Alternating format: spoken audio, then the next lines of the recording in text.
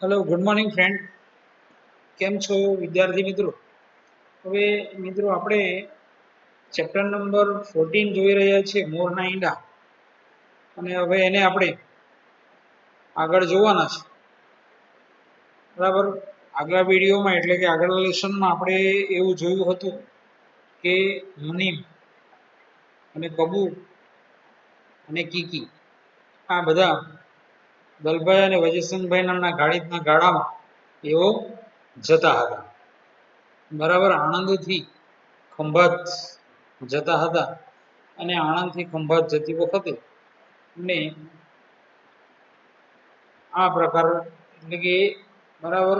અને એની સાથે જ્યારે દલભાઈ અને વજેસનભાઈ હોય ત્યારે ગાડીની જરૂર હોતી નથી, છતાં મુનિમ એકદમ ડરપોક હોય છે અને એમની રક્ષા કરવા માટે વડાવ્યા તરીકે મહીજી બારૈયાના ઘરે જાય છે. અને મહીજી બારૈયાનો મળવાને કારણે આ એમનો પુત્ર જે બુધો છે તે પોતાની માતાને કહે છે કે હું વડાવ્યા તરીકે જાઉં, અને એ વડાવ્યા તરીકે જવા માટે તૈયાર થઈ જાય છે. મિત્રો ત્યાં સુધી આપણે જોયું છે. અને એ પોતાનો પુત્ર બુધો વડાવ્યા તરીકે જવા માટે તૈયાર થઈ જાય છે. તેની એની મા ઉપર ખૂબ જ સારી અસર થાય છે અને પોતાનો પુત્ર એવો હિંમતવાન છે તે માનીને મા ખૂબ એના રૂવે રૂવે આનંદ પ્રગટ છે અને એમ કહે છે કે તું કેડે તલવાર બાંધે એના જેવો રૂડો દિવસ મારો બીજો ન હોય. આમ કરીને એમને પોતાના પુત્રને વડાવ્યા તરીકે મોકલે છે અને કહે છે કે જોજે બેટા, તારા બાપનું નામ નહીં જાય. બરાબર. આમ કરીને પોતાના પુત્રને મોકલે છે.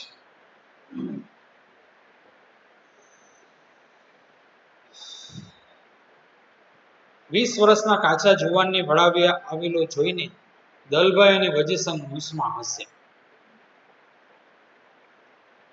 20 વર્ષનો કાચો એટલે કે બેવના મનમાં વળી તરત ને તરત ખેદ પણ થયો કે માણેક મુનિમે તો આપણું નાક તો નાક પણ હોઠ સુદ્ધા કાપી લીધા. આ માણેક મુનિમે તો ભાઈ આપણા હોઠ તો હોઠ એટલે કે નાક તો નાક એટલે ઇજ્જત તો લીધી, પણ આ તો એકદમ બાળક એટલે કે નાનું છોકરું લાવ્યા. આપણા ગાડા સાથે વડાવ્યો ને તે હોઠેથી માનું ધાવણ તો હજુ સુકાયું નથી તેવો છોકરડો. यानी ऐसा कहा है कि भाई अपने बैलगाड़ी के साथ बढ़ावे की जरूरत नहीं होती थी, फिर भी भाई लाए तो लाए लेकिन एक लड़की को लेके आए. જાણે એ વિચારે બંનેને કંઈક નક્કી કર્યું હોય તેમ એક સાથે કુકારા ખાધા ઘણા. થોડી વાર પછી મહીજી ઘેર આવ્યા. એની થોડી દેર કે બાદ મહીજી ઘર આવ્યા. ખાવા બેઠો. બાઈનો હરખ તો સમાતો ન હતો. છેવટે જે સવાલની બાઈ રાહ જોઈ રહી હતી તે એણે પૂછ્યો, બુધલો ક્યાં ગયો? કઈ દેખાતો કેમ નથી? એટલે કે બુધો ક્યાં ગયો? કેમ દેખાતો નથી? વહી ગયેલા જોબનમાં ઓચિંતો ઉછળ આવ્યો હોય તેમ આંખ ઉલાડતા બાઈએ કહ્યું, यानी उसकी माँ को तो बहुत खुशी थी. उन्होंने कहा, જેમ કઈ બદલો તમારાથી જાય એવો છે? એટલે કે શું મારો પોયરો એટલે કે મારો છોકરો તમારાથી જાય એવો છે? તમારાથી સવાયો ન પાકે તો કહેજો, यानी आपसे कुछ बढ़ के होगा. પોતાનો દીકરો સવાયો પાકશે એમ તો બાઈ બદલો 5 વર્ષનો થયો ને કામથી લઈને તાકવા માંડ્યો ત્યારથી ગયા કરતી હતી. उसकी माँ जब बुधा 5 साल का था तभी उसकी माँ कहती थी.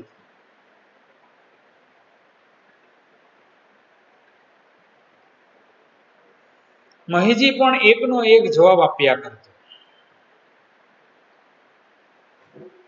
મહીજી પણ એકનો એક જવાબ આપ્યા કરતો. पाके त्यारे खरो, यानी कहती थी कि भाई तेरी बात बराबर है, लेकिन पाके त्यारे खरो। એટલે એ દાડો આજ હાજરા હાજર થતા વળી બાઈ વાત છે। એટલે મહીજીની વાતમાં કઈ નવાઈ ન લાગી, પરંતુ બાઈની આંખે જે કામણ કર્યું તે એને સतेज કર્યા वगैरह रही नहीं। लेकिन उसकी माँ बहुत खुश थी और उन्होंने जो कहा वो महीजी बराबर। बाईનું કાંડું ઝાલવા એણે હાથ લંબાવ્યો ત્યાં તો બાઈ દૂર ખસી ગઈ અને મહીજીના સવાલની રાહ સહીને જતી હોય તેમ એ ભડભડી ઉઠી। यानी उसकी माँ बोली उठी, તમે જાણતા હશો કે મારા જેવો કોઈ વડાવ્યો નહીં। यानी मही जी को उसकी माँ कहती थी कि भाई आप ऐसा जानते हो कि भाई मेरे जैसा कोई वड़ाव्य नहीं, પણ મારો બુદલો તમારા પેંગડામાં પગ ઘાલે છે કે નહીં? લેકિન પેંગડામાં પગ ઘાલવો એટલે બરોબરી કરવી, રૂઢિપ્રયોગનો અર્થ છે। તમે નતા એટલે સાબદો ફૂંકારો ખાઈને તૈયાર થઈ ગઈ અને કેડે તલવાર ને તીર કામઠું ભેરવીને એ તો ગયો વડાવી।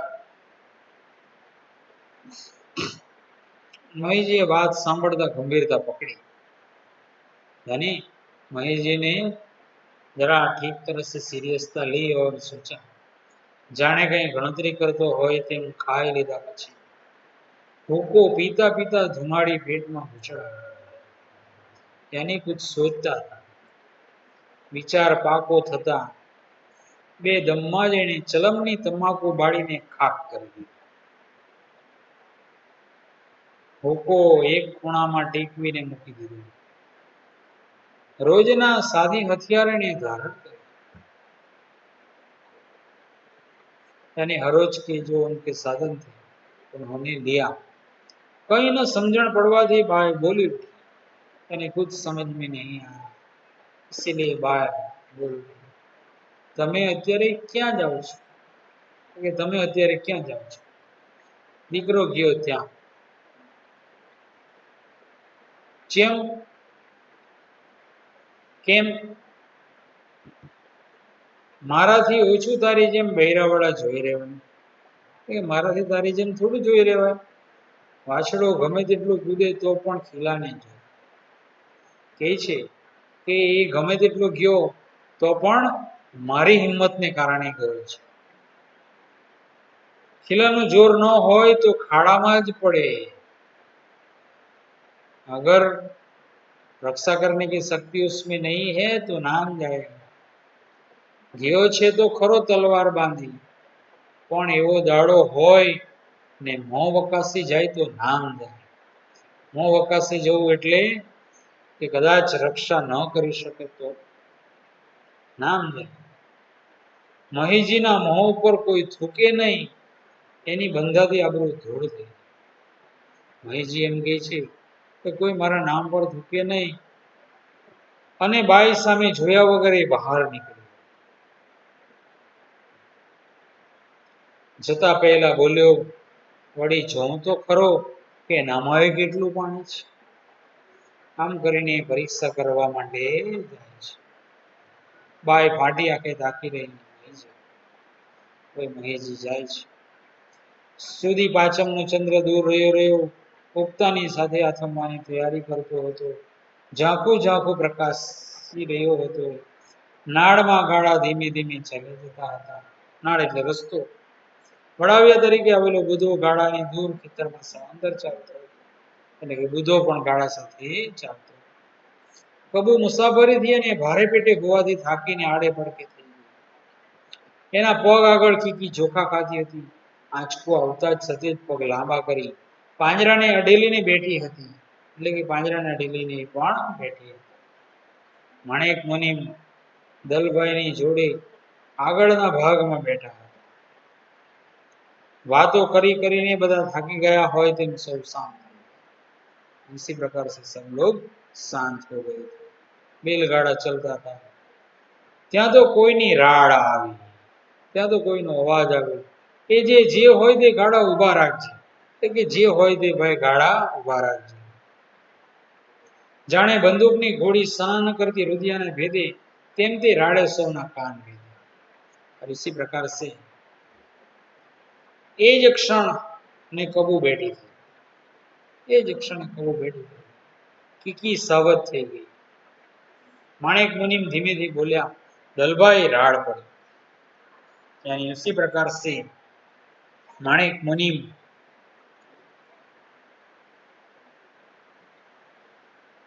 દલભાઈ રાડ પડી. પેટનું પાણી ન હાલવું એટલે રૂઢિપ્રયોગનો અર્થ છે પેટનું પાણી ન હાલવું. મિત્રો બરાબર કોઈ અસર ન થવી. તેમ દલભાઈએ કહ્યું, છો ને પડી વડાવ્યો છે ને. અને એ સાથે જ વડાવ્યા બુધાએ હોંકારો દીધો. જે હોય તે હેંડવા માંડે છે. જે હોય તે હેંડવા માંડે એટલે કે ચાલવા માંડજી. બુધાએ કીધું, પોતાના પિતાનો અવાજ પારખી ગયો છે. બુધો કહે છે, મહીજીના દીકરા બુધાનું વડાવ્યું છે. પણ જાણે હોંકારાની કઈ જ અસર ન થઈ હોય તેમ ફરીથી રાડ પડી. લેકિન કોઈ સુનાઈ નહીં. इस प्रकार से ગમે તેનું વડાવ્યું હોય ગાળા ઉભા રાખજે. કિસને કહા? મહીજીને કહા કે ભાઈ ગમે તેનું હોય ગાળા ઉભા રાખજે. કબૂને પેટમાં સૂડ થઈ હોય તે મૂંઝવણ શરૂ થઈ. કીકી ફીકી પડી ગઈ. યાની ડર લગા. માણેક મુનિ ઊંચા થઈ જતા બોલ્યા, વજેસંગ. પણ તે આગળ બોલે તે પહેલા વજેસંગનો નિર્ભય અવાજ આવ્યો. માણેક મુનિ, તમ તમારે નિશ્ચિંત રહો. આપણી હારે વડાવ્યો ક્યાં નથી. કે આપણી સાથે વડાવ્યો ક્યાં નથી. ત્યાં તો બુધો પણ ગાળા પાસે આવ્યો. ઉસ ટાઈમ पे બુધા કે સાથ સામી બાજુના ખેતરમાં રાડ નાખનાર પણ ખડો થયો. રાડ નાખનાર કોણ? મહીજી. ગાળા ચાલી જતા હતા. ફક્ત અંદર બેઠેલ 3 શાહુકાર मनकनी सूझ बूझ की जोत झांकी पड़ी थी. लेकिन सब लोग शांति से थे. लेकिन 3 लोग जो अंदर बैठे थे, कौन? कबू, मुनीम और उनकी कबू की छोटी बहन की जोत झांकी पड़ी, यानी वो उनको बहुत डर लगा. બુધો બોલ્યો, આબરૂ ભેર જે હોય તે હેંડિયો જા, હું તને ઓળખી ગયો છું. બુધાને કહા કે ભાઈ जो है वो मैं आपको पहचान गया. छलांग मारतो राड देनार नाड़માં પડ્યો. બળદ અટક્યા. બબુએ ચીસ નાખી. કીકીએ કપાળ ફૂટ્યું. यानी कीकी ने भी इशारे से कहा कि क्या हो. माणेक मुनिम सियाविया થઈ ગયા. सियाविया થઈ ગયા એટલે वो एकदम चिंतित हो गए. बोलवा માટે बत्ती न फाटी. बत्ती न फाटवी એટલે मुंह से कुछ बोला नहीं जाना चाहिए. बोला नहीं पाना चाहिए. यानी मुंह से કે મોઢામાંથી કંઈક બોલી ન શકે. કઈ બોલ્યા ચાલ્યા વગર દલભાઈ અને વજેસંગ સાવધ થઈને બેસી. કઈ બોલ્યા ચાલ્યા વગર દલભાઈ અને વજેસંગ. બુધો પડકાર કરતા બોલ્યો, જો અલ્યા બાપ, હું ખરું કહું છું, ચાલ્યો જા, બાકી તારી આજ આબરૂ નહીં. બુધાએ શું કીધું કે જો ભાઈ તું આજે ચાલ્યો જા, નહીં તો તારી ઇજ્જત રહેશે નહીં. બાપ અને દીકરો, એક લૂંટારો ને બીજો રક્ષક. ખડકની પેઠે અડગ રહીને મહીજી બોલ્યો, આગો ખસ હવે, તું મોટો મારી આબરૂ લેનારો ન જોયો. મહીજી પુત્રની પરીક્ષા કરે છે. અને બુધાને એક હડસેલો મારતા મહીજીએ જમણી બાજુના બળદનું જોતર જોયું.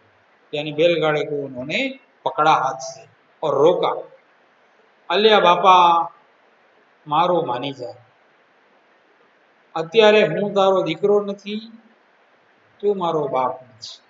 એટલે કહે છે કે ભાઈ હું તારો દીકરો નથી અને તું મારો બાપ નથી.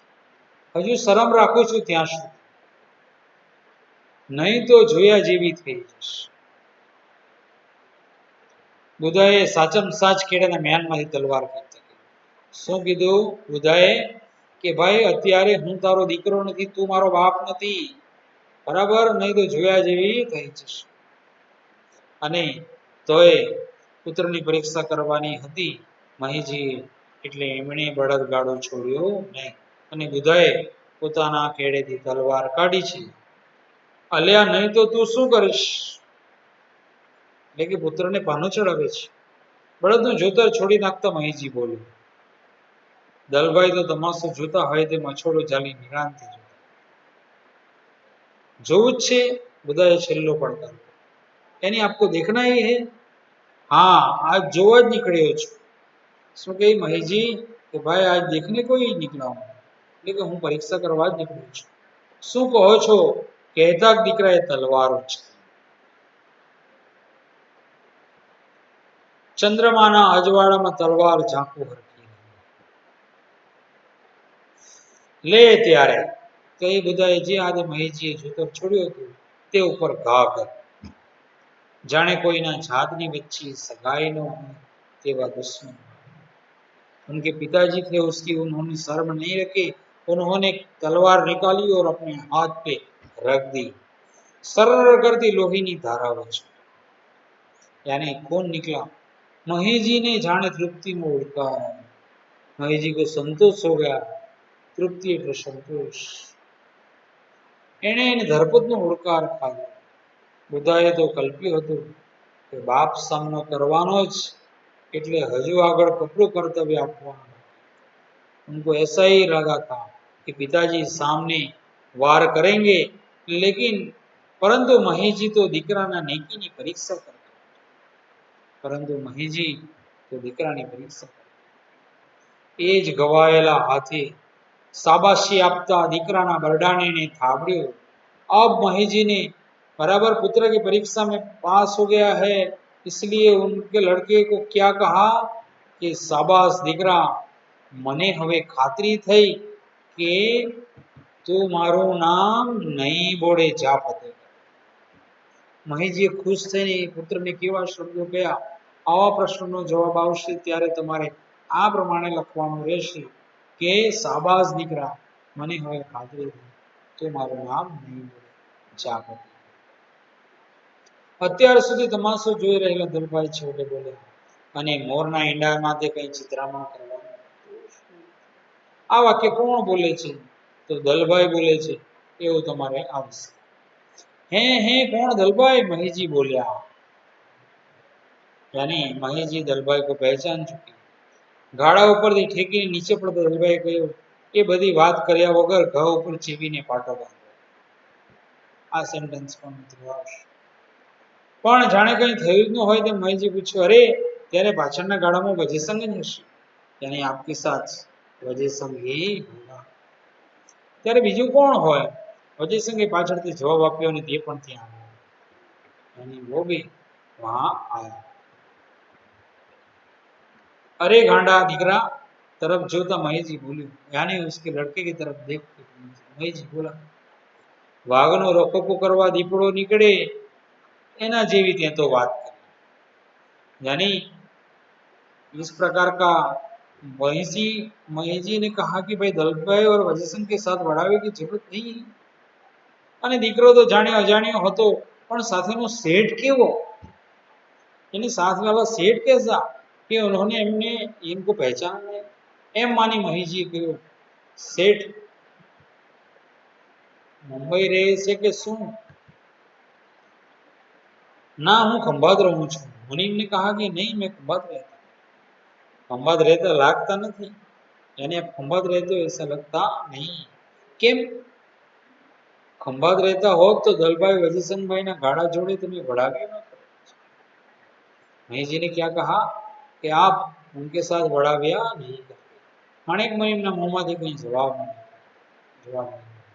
પાટો બંધાઈ રહ્યો, સામ સામે બીડીઓ પીવાય, એટલે દીકરાને આગળ કરતા મહીજી કહ્યું, હેન્ડ, હું આવ્યો તે સારું થયું કે તારો ફેરો બચી ગયો, બાકી વાઘને વળી વડાવ્યો હોય. એમ દલભાઈ और वजयसंग को नहीं के साथ बढ़ावे की जरूरत. માણેક મુનિમને યાદ આવ્યું હોય તેમ તે બોલ્યા. માણેક મુનિમને યાદ આવ્યું હોય તેમ એ બોલ્યા, અરે તમારા પૈસા તો લેતા જાઓ. અને માણેક મુનિમને કહા કે ભાઈ આપકે પૈસે તો લેકે જાઓ. મહેશજી ખડખડ હસ્યો. આથમ તો ચંદ્રને જોઈ શરમાઈ ગયો હોય તો ક્ષિતિજ એટલે મિત્રો જ્યાં ચંદ્ર બરાબર સૂર્ય અને પૃથ્વી જ્યાં એક મળે છે તેવી કાલ્પનિક રેખા તેને ક્ષિતિજ કહેવામાં આવે છે. પૈસા લેવાય બાપ દીકરો ન ઉભા રહ્યા ત્યારે માણેક મુનિમને બંને ગાડીની તાકાતની ખ્યાતિની ખબર પડી. ખ્યાતિ એટલે ઇજ્જત. એણે વાણિયાગત કરતા કહ્યું, મેકુ મને આવી ખબર નહોતી કે તમે આટલા નામ કાઢ્યા છે. એટલે આપને એટલી ઇજ્જત કમાઈ. પણ બંનેમાંથી કોઈને જવાબ આપવાની જરૂર ન લાગી. ફ્રેન્ડ, આપણે સંદર્ભ સાહિત્ય છે માનતામાંથી આ લેસન સંદર્ભ સાહિત્ય માનતામાંથી લેવામાં આવેલું છે. મિત્રો અહીંયા લેસન પૂર્ણ થાય છે. બરાબર, તમે બરાબર સમજી ચૂક્યા હશો એવી આશા રાખું છું. રૂઢિપ્રયોગનો અર્થ જોઈ લઈએ. આ શબ્દને તમારે બરાબર જોવાનો છે. નાક કાપવું એટલે આબરૂ જવી, આંખ લાલ થવી એટલે ગુસ્સો થવો, પેંગડામાં પગ ગાળવો એટલે બરોબરી કરવી, બત્તી ન ફાટવી એટલે જીભ ન ઉપડવી, નામ કાઢવું એટલે આબરૂ મેળવવી, પેટનું પાણી ન હલવું. બરાબર, મિત્રો તમામ પ્રકારના રૂઢિપ્રયોગ નીચે અંડરલાઈન કરી દીધું છે. હવે આપણે શોર્ટ ક્વેશ્ચનને જોવાના છે કે ગામમાં વડાવિયાનું કામ કરતી જાણીતી વ્યક્તિ કોણ હતી? તો ગામમાં વડાવિયાનું કામ કરનાર જાણીતી વ્યક્તિ મહીજી બારૈયો હતી. કબૂને લેવા માટે શેઠે શી વ્યવસ્થા કરી? તો કબૂને લેવા માટે શેઠે 2 ગાડી અને મુનિમની વ્યવસ્થા કરી. મહીજીએ દીકરાને ખુશ થઈને કેવા શબ્દો કહ્યા? તો કે મહીજીએ દીકરાને ખુશ થઈને એવા શબ્દો કહ્યા કે શાબાશ બેટા, તું હવે બરાબર. મહીજીએ દીકરાને ખુશ થઈને કહ્યું કે શાબાશ, તો હવે મને ખાતરી થઈ ગઈ કે તું હવે મારું નામ નહીં બોલે, જા પતિ કર. આવું ખુશ થઈને કહ્યું. માણેક મુનિમ શા માટે મહીજીને ઘેર ગયા? માણેક મુનિમ શા માટે મહીજીને ઘેર ગયા? તો વડાવ્યા તરીકે મહીજીને લેવા માટે માણેક મુનિમ મહીજીના ઘેરે ગયા. જણસો ઉતારીને ડાબડા મૂકી દેવા પાછળનો મુનિમનો શું હશે? मुनीम डरपोक इंसान था और कहता था, लेकिन कहता હતા કે ભાઈ રસ્તે બરાબર ખૂબ આપણે લૂંટારૂનો ભય હોય છે, એટલા માટે શરીર ઉપર જણસો પહેરી રાખવી કંઈ સારી હોતી નથી, એટલે ઉતારીને ગામડામાં મૂકી દેવી જોઈએ. દીઠાનું ઝેર હોય છે એવું કહે છે. બુધો વડાવીએ જવા તૈયાર થયો એ વાતની એની માતા પર સી અસર? બુધો વડાવીએ જવા તૈયાર થયો એની અસર મા પર ખૂબ જ સારી થઈ. એ ખૂબ ખુશ થઈ ગઈ. એના રૂએ રૂએ આનંદ પ્રગટી ઉઠ્યો. પોતાનો દીકરો વડાવીએ જવા માટે તૈયાર થયો. બરાબર, ત્યારે એ એના પુત્રને કહે છે કે ભાઈ તું કેડે તલવાર બાંધે, એના જેવો રૂડો દિવસ મારો બીજો કયો હોઈ શકે? અને માનો આનંદ સમાતો ન હતો એવી એની માતા ઉપર અસર થઈ. જણસો ઉતારીને ડાબડા મૂકી દેવાની મુનિમની વાત વજીસન દલભાઈને શા માટે પોતાનું અપમાન કરનારી લાગી? કારણ કે દલભાઈ અને વજીસનભાઈ જે ગાળા કરતા તે ગાળા કોઈની લૂંટવાની હિંમત હતી નહીં, અને એમનું ગાળું ક્યારેય લૂંટાતું હતું નહીં એવું એમનું નામ હતું.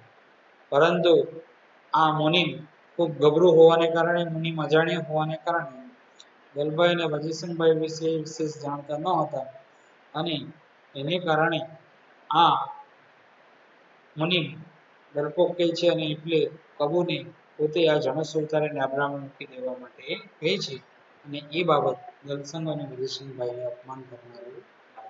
મિત્રો હવે આપણે લોંગ ક્વેશ્ચન કરવાનો છે, અને તે તમારે આ મેઇન ઇમ્પોર્ટન્ટ છે, તમારે કરી જ લેવાનું છે. મિત્રો મોરના ઈંડા શીર્ષક સમજાવો.